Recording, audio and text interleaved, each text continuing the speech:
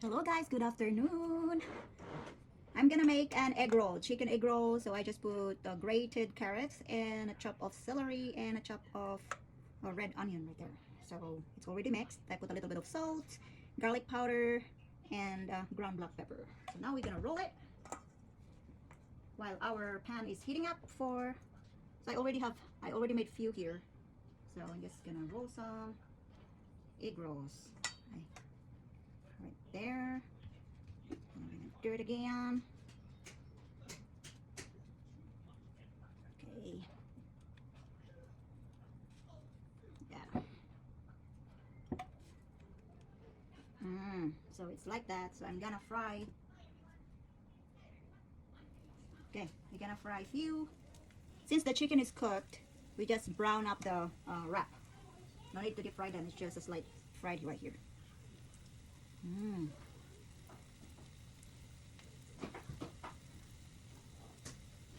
Okay.